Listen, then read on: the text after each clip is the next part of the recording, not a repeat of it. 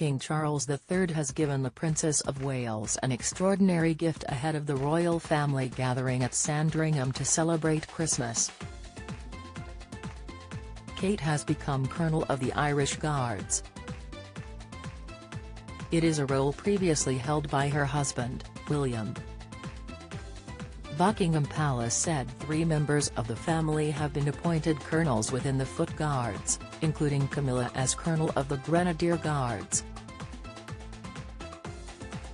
This role was previously held by the disgraced Duke of York and has been vacant since he was stripped of his royal titles. William will take the Colonel of the Welsh Guards title from his father. Buckingham Palace said there will be no change to the existing colonelcies of the other regiments within the Household Division. Harry and Meghan documentary judged less accurate than The Crown in damning new poll. The latest season of The Crown and the Duke and Duchess of Sussex's docu-series both aired on Netflix in the past 2 months.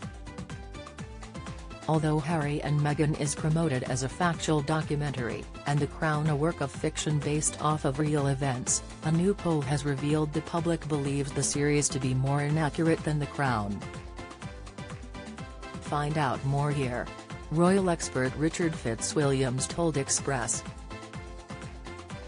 Co.uk, when the Princess of Wales turns 41 on January 9, she will have given remarkably loyal and conscientious service to the royal family for over a decade.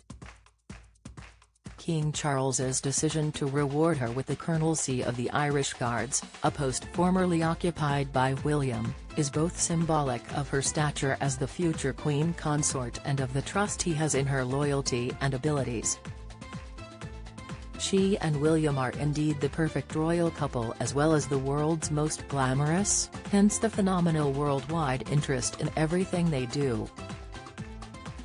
Her work on the importance of the early years of childhood is of considerable significance too.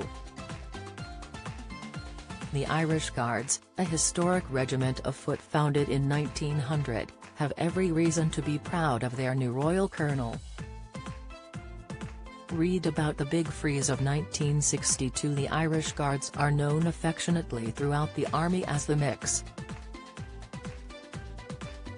Its soldiers have the privilege of guarding the royal family and recruit from the island of Ireland, the UK and beyond. The Irish Guards are traditionally celebrated on St. Patrick's Day when members of the regiment are presented with fresh shamrock. This was formerly carried out by Prince William, but will now be performed by the Princess of Wales. Meanwhile, the King has begun his first Christmas at Sandringham as monarch after making a donation to a charity which offers relief to people living in fuel poverty. The Fuel Bank Foundation said financial donations, sent to the King in condolence cards after the death of the late Queen, have been passed on to the charity along with an undisclosed sum from Charles via the Prince of Wales Charitable Fund. Matthew Cole, head of the foundation, said, "We are extremely grateful for the kind and generous donation from His Majesty the King. The money will be used to help keep vulnerable people warm this winter, offering some physical and mental respite from the challenges posed by the energy and cost of living crisis." The charity provides emergency help to people living without heat, light and power in their homes because they cannot afford to top up prepayment gas or electricity meters. This Christmas is the first spent by the royals at Sandringham since 2019. It will be a poignant period after the death of the Queen in September. The Prince and Princess of Wales and their children are expected to join the monarch and his wife, alongside Princess Anne and her family as well as Prince Edward and Sophie, Countess of Wessex, and their children.